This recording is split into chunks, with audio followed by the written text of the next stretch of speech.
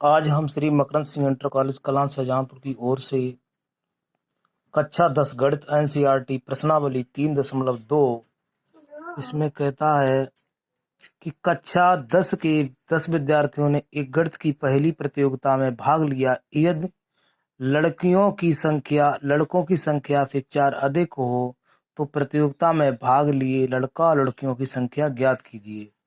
तो मैंने माना है, यहाँ पर माना लड़कियों की संख्या x और लड़कों की संख्या y। तो विद्यार्थियों कुल संख्या कितनी है? 10, जो प्रश्न में दिया गया है। इसलिए x प्लस y बराबर 10। यहाँ पर प्रश्नानुसार लड़कों की संख्या लड़कियों की संख्या लड़कों की संख्या से 4 अधिक है। कितनी अधिक है?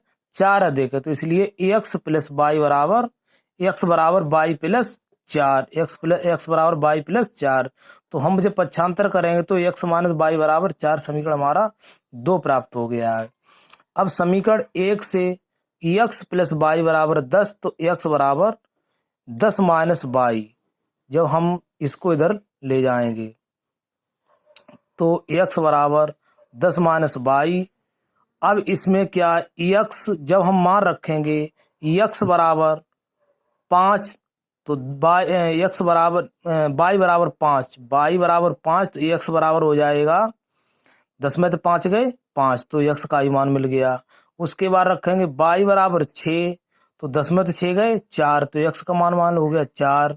जब हमने y बराबर रखा 4, y बराबर 4, तो 10 में तो 4 गए 6, तो हमें ये मान मिल गए। इसी प्रकार समीकरण दूसरे 2 से x माइनस y बराबर 4 है, तो x बराबर 4 प्लस y। जब हम y बराबर 0 रखेंगे, इसमें y बराबर 0 रखेंगे, तो 4 प्लस 0 बराबर 0, 4 प्लस 0 बराबर 4, तो x का मान हमारा आ जाएगा 4। जब हम रखा है y बराबर 1, तो 4 प्लस 1 कितने हो गए 5, तो x का मान कितना हो गया 5। इसी प्रकार हमने y बराबर माइनस 1 रखा, तो x का मान कितना हो जाएगा 4 में तो 1 गया 3। तो अब हम ग्राफ बनाएंगे। तो हमारा ज्यामितीय ग्राफी हो गया, ज्यामितीय विधि हो गई। इसमें एक ज्यामितीय विधि होती है। तो अब हम ग्राफ बनाएंगे। समीकरण क्या बनाएंगे? ग्राफ। तो हमने यहाँ पर रखा है x, एक चतुर्थांश होता है x अक्ष, ये है x अक्ष, और जो x डैश अक्ष, और ये y इधर होता y, और ये है y डैश। अब हमने रखा है सबसे पहले समीकरण x प्लस y बराबर 10 के लिए, x प्लस y बराबर 10 के लिए।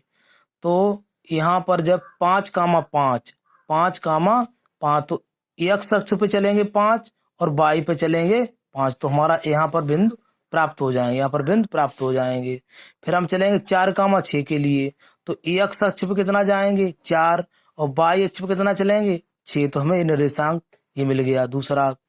अब हम करेंगे x अक्ष पर 6, x अक्ष पर 6 और y पर 4, तो हमें तीसरा बिंदु प्राप्त हो गया, तीसरा बिंदु प्राप्त हो गया। इसी प्रकार अब समीकरण दूसरी के लिए, तो जब हम x बराबर 4 y बराबर 0, x बराबर 4 y बराबर 0, तो यहाँ पर रखेंगे। अगला है वो पॉइंट, तो बिंदु है x के लिए 5 y बराबर 1, तो x के लिए हम रखेंगे 5, 5 चले, और y बराबर 1, तो दूसरा बिंदु समीकरण 2 के लिए प्राप्त हो गया।